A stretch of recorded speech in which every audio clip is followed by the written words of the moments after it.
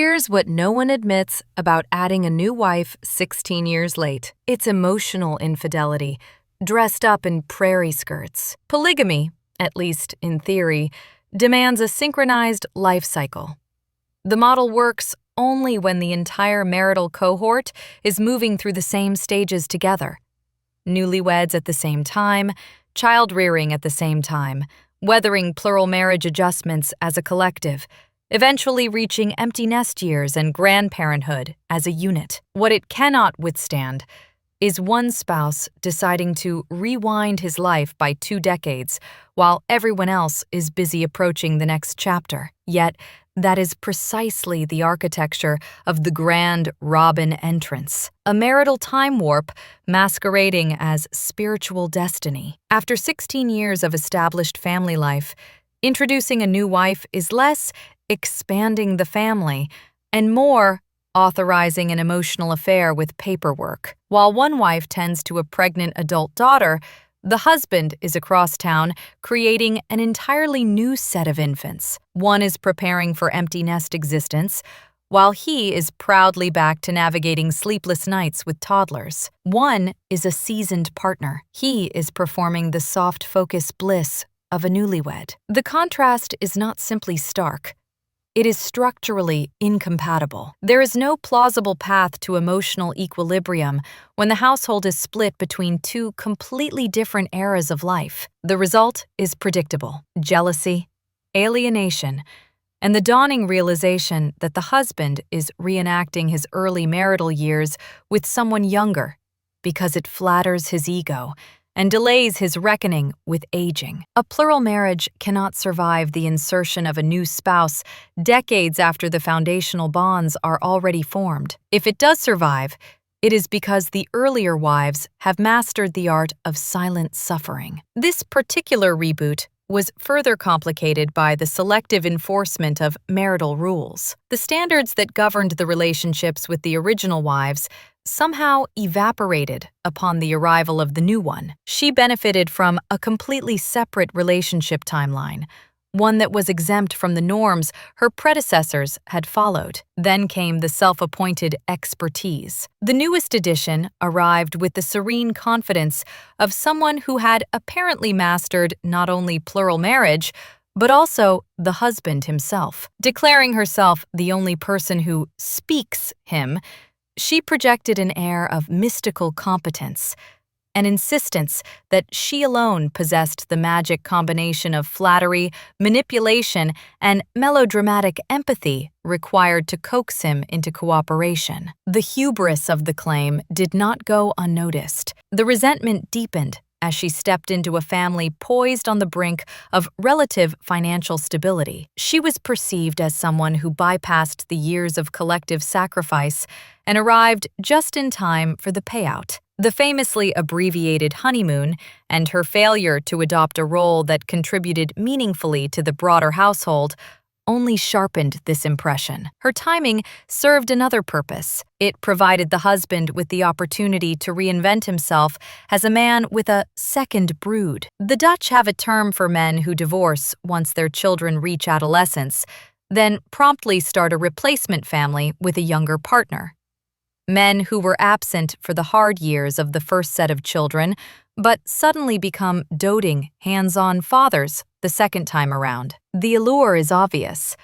Young children serve as a fountain of youth, a distraction from the march of time. The irony, of course, is that he does not particularly enjoy children, a truth that slips out in moments when impatience overrides performance. This dynamic, in all its theatrical dysfunction, is precisely why the broader audience remains captivated. One does not need any exposure to polygamy to understand what is unfolding. Strip away the rhetoric, and it becomes a story about affairs, remarriages, financial resentments, parental favoritism, and the scramble for emotional validation within an increasingly lopsided household. The structure may be plural, but the drama is universally recognizable. Here's the uncomfortable truth about the Brown family dynamic. The children's emotions matter only when they validate Robin's storyline. The great irony of the Brown family saga is that the household's self-appointed guardian of emotional purity seems to have a remarkably selective memory. Robin's sudden need to shield her tender children from the shocking revelation that Mary is moving, a development with about as much day-to-day impact as a distant aunt announcing a cross-country relocation, would be almost touching if it weren't so spectacularly inconsistent with her past enthusiasm for uprooting everyone else. After all, the original 13 children endured an actual cross-state displacement from Utah to Las Vegas, with little more than a shrug from Robin. Concern for their emotional well-being came second to her own storyline, which demanded center stage. When several of the older children failed to muster sufficient excitement over her pregnancy amid the chaos, they were swiftly categorized as adversaries. Meanwhile, younger kids like Savannah and Isabel, supposedly the tender souls she now treats like veal calves raised in emotional dimness, were granted no such protective bubble. This commitment to curated fragility extends to the family's most mundane conversations. Robin's performative hand-wringing, "Is this a conversation she can hear?" might have carried more weight if it weren't regularly contradicted by the couple's habit of airing their grievances about other wives, children, and even innocent date nights right in front of the same audience. The pretense collapses under the weight of its own theatrics. Kody, for his part, seems fully subscribed to the program. Faced with Gabe's very real distress, he dismissed it as extremely dramatic, demonstrating once again his uncanny ability to misidentify which parent in the room is overreacting. His energy remains firmly invested in pleasing his #1 customer, even if that means abandoning his older children, Gabe, Gwendolyn, Isabel, Savannah, Truly, in favor of Robin's narrative priorities. Dayton's urgent need for the family to relocate for his freshman year, the supposed fragility of the tenders who allegedly can't survive a day without him, and whatever grievance Robin has chosen as the emotional centerpiece of the week. The man proclaims he has no regrets, save, apparently, for the optics surrounding one daughter's major surgery. It's a stunningly belated revelation of fatherly responsibility, delivered with all the sincerity of someone arriving late to a party and insisting they were there the whole time. Robin, ever the actress, sustains the theatrics with relentless dedication. Watching her and Kody rehash their well-worn narratives is like viewing two performers who refuse to exit a stage after the audience has left. Meanwhile, the lives of the original wives, the ones who actually offer growth, evolution, and some measure of authenticity, remain sidelined. What often goes unnoticed is that Robin's goal is not to protect her children from sadness. It is to ensure they feel only the right sadness, hers, at her chosen moment, for reasons that reinforce her worldview. Moments like Mary moving away threaten the ecosystem. They prompt questions about divorce, religious releases, and the structure of the family. Questions that require honesty and thus disrupt Robin's narrative monopoly. Grief on the wrong timeline is unacceptable. Emotional independence is even worse.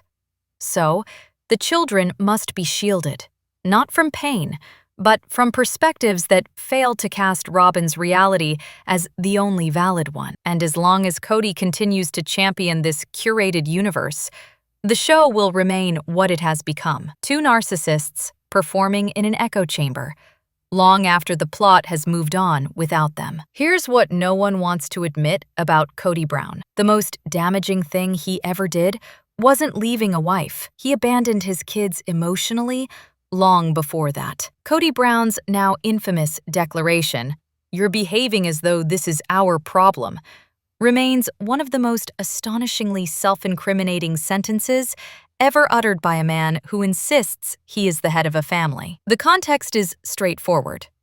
A young adult son on the brink of purchasing his first home, needing only a brief extension of support to cross the finish line. A milestone most parents would highlight in gold. Instead, the patriarch offered the motivational equivalent of a shove toward homelessness and a casual instruction to throw him out The cruelty of the moment was already jarring, but it takes on a deeper ache, knowing that the son in question likely witnessed this televised dismissal of his worth. No reasonable observer blames Kody for the tragedy that followed, but it certainly requires an impressive degree of emotional detachment to believe such disdain contributed nothing to an already fragile situation. It is difficult to imagine many young people thriving under the knowledge that their father would sooner punish them for existing than acknowledge their accomplishments. What makes the moment all the more grotesque is its context. A young man working, saving, building a future, seeking a hand up, not a handout. This was no overgrown dependent lounging in a basement. This was a self-motivated adult achieving exactly what society claims to want from its youth. Yet somehow, supporting this son for a few extra months was intolerable, while funding an adopted college-aged son's camper, utilities, tuition, gas, and transportation was apparently effortless. The favoritism is so blatant, it may as well be highlighted by traffic cones. And then there are the daughters. One watched her father drive past her home daily, en route to drop off the children he recognizes as his, while another, Isabel, later had to articulate, on camera, the painful contrast between her father's absenteeism and her mother's partner's steady presence. Hearing her speak the truth everyone already knew was devastating, precisely because she should never have had to say it at all. This pattern is not new. The neglect of Truly began early and never meaningfully changed. The narrative of children staying home until marriage or finishing school was, of course, selectively applied, apparently reserved only for daughters, because the boys' independence became urgent the moment they stopped orbiting around the patriarch's preferences. Nothing exposes the underlying misogyny quite like watching a man switch principles mid-sentence if it helps justify his next act of parental convenience. One might have expected the adults around him to intervene more forcefully. Janelle's defense of her son was commendable, Christine's exit entirely understandable, but witnessing the moment should have prompted more than half-hearted murmurs from the remaining wives. When a father prioritizes regaining access to a wife's bedroom over supporting a child's first step into adulthood, silence becomes complicity dressed as diplomacy. As for the pandemic era, the solutions available were obvious to anyone not cosplaying as a martyr. If separation was truly necessary, an apartment could have been rented. A down payment could have been loaned, perhaps instead of purchasing more jewelry or art for the favored household. The fact that these alternatives were never considered speaks loudly, even without the cameras rolling. Some would like to imagine that such a man might, at some point, confront the consequences of his decisions. Perhaps he might rewatch the infamous episodes and recognize the trail of hurt behind him. Yet, narcissists rarely find mirrors in their own reflections. The children grieve the absence of a father who is still alive, while he laments the inconvenience of being expected to act like one. And yet, despite everything, several of his children continued to seek connection long after he abandoned the role they were reaching for. Their persistence speaks to their character. His rejection speaks to his. At this point, the healthiest choice for them would be the one he so eagerly made for others: let go. Here's what no one likes to admit about Mary Brown. She wasn't just a victim. She was a willing architect of her own downfall. The narrative of Mary Brown as the wounded wife in permanent emotional peril has become something of a cultural pastime. Yet sympathy requires at least a hint of consistency.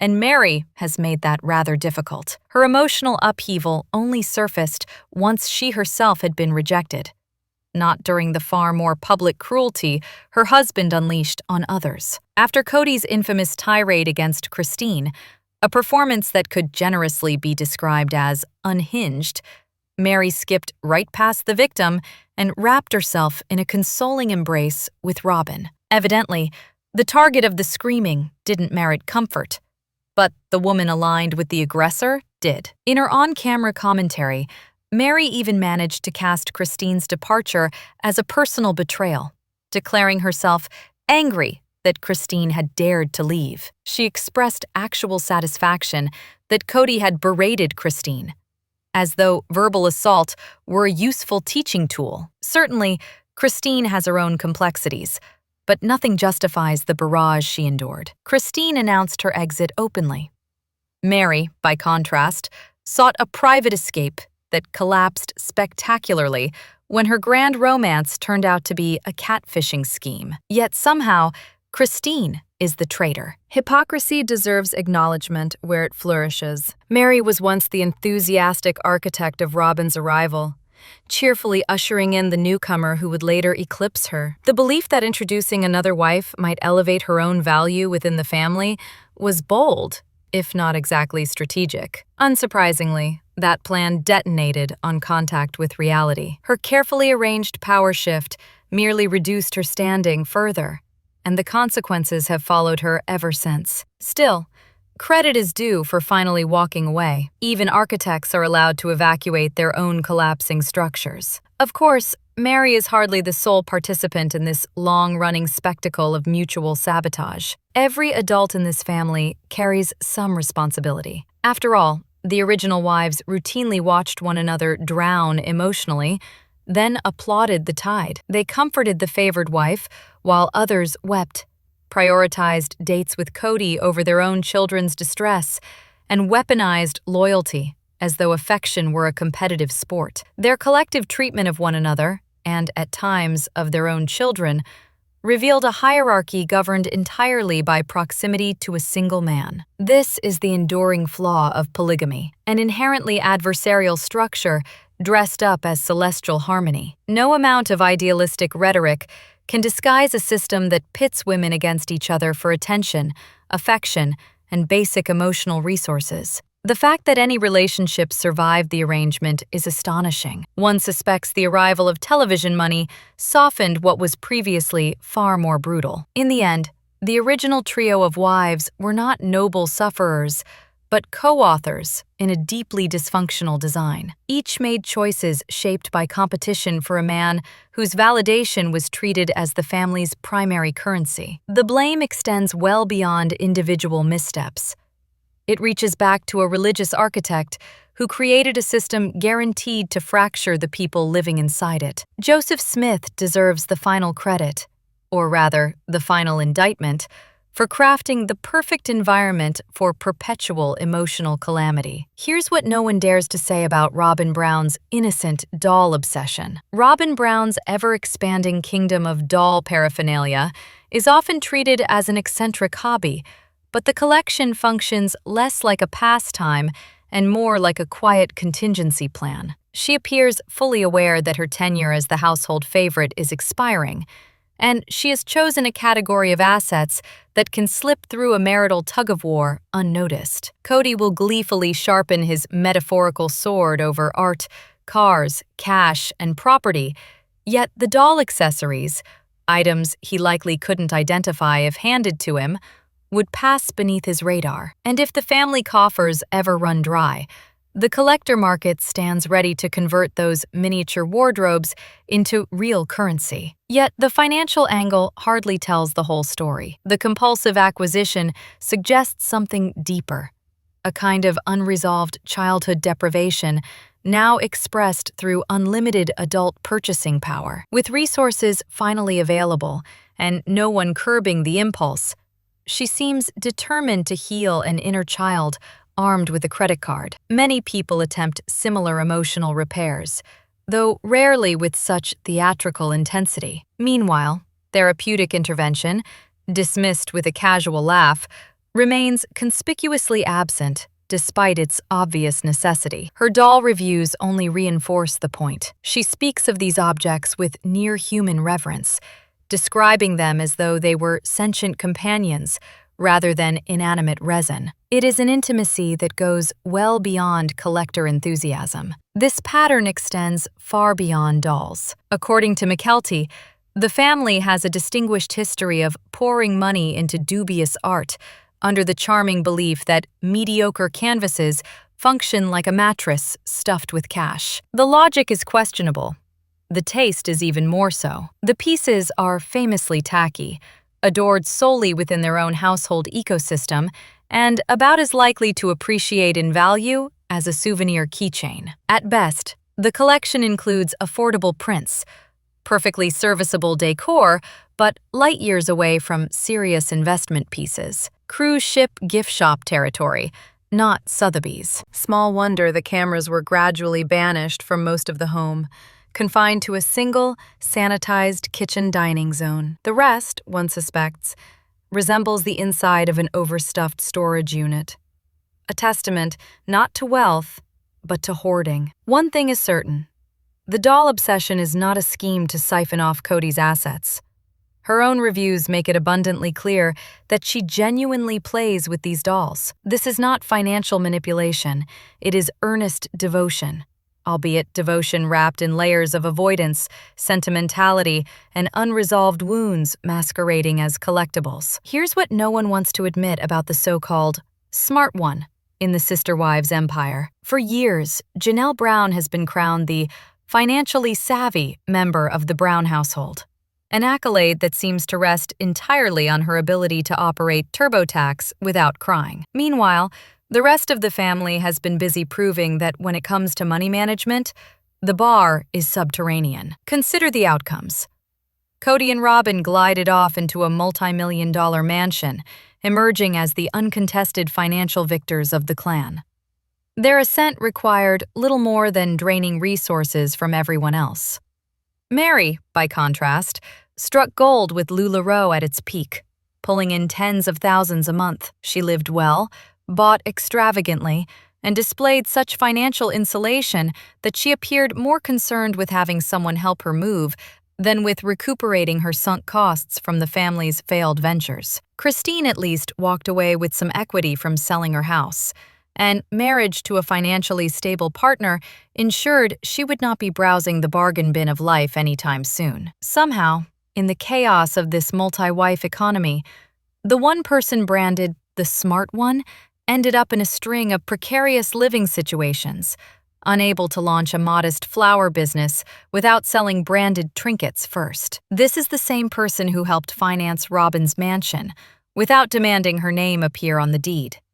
Not even the mortgage, just the deed, should the inevitable family implosion occur. The lack of insistence is baffling enough to qualify as its own cautionary tale. The constant refrain portrays Janelle as the family's financial oracle, but reality suggests she was merely the least incompetent member of an impressively mismanaged system. Her resume includes co-signing the ill-fated My Sister Wife's Closet enterprise, buying an RV that required an oversized truck just to move it, and repeatedly agreeing to decisions that would alarm anyone with an elementary grasp of long-term planning. Recent admissions clarify the picture. She wasn't the strategist. She was the bookkeeper. She wrote checks. She filed taxes. She ensured the lights stayed on. That is not financial strategy. It is administrative survival. Even Mary seemed surprised to learn Janelle never actually controlled the money. In truth, every financial decision required reporting to Kody, the self-appointed high priest who maintained veto power over virtually everything. Once Robin entered the picture, even Janelle's minimal access began evaporating, conveniently preventing her from exposing the more questionable financial maneuvers underway. Despite her reputation for frugality, her choices reveal a pattern of avoidance punctuated by the occasional impulsive leap into yet another ill-considered project. She repeatedly selected budget housing, even when funds allowed for better options, provoking irritation from Kody, who preferred a shinier facade for the family brand. And while the show income and her side business earnings appear to have stabilized her current lifestyle, complete with frequent travel and new property purchases, none of this retroactively transforms her earlier decisions into brilliance. The broader family dynamic only amplifies the dysfunction. Mary, often isolated, actually demonstrated the organizational discipline everyone else lacked, turning her work ethic into independent financial success, even while making questionable personal choices. The others floated through opportunities with no apparent long-term vision, oscillating between grand ideas and the refusal to do the labor required to realize them. In the end, the legend of Janelle, the money manager, collapses under scrutiny. She was not the architect of the Brown family's finances. She was the clerk.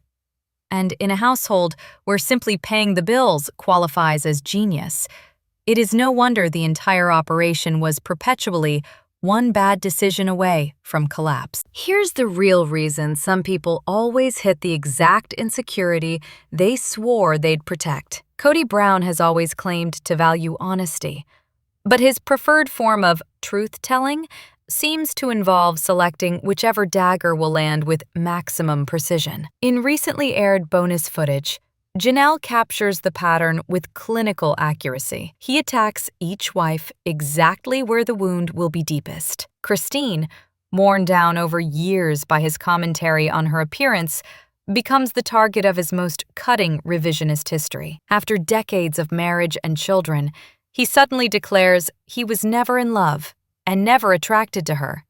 Statements delivered with the casual flair of someone tossing out yesterday's recycling. This comes from a man who has repeatedly insisted he prefers chubby women, yet now cites her early weight as a reason for his alleged lack of attraction. Consistency is apparently optional.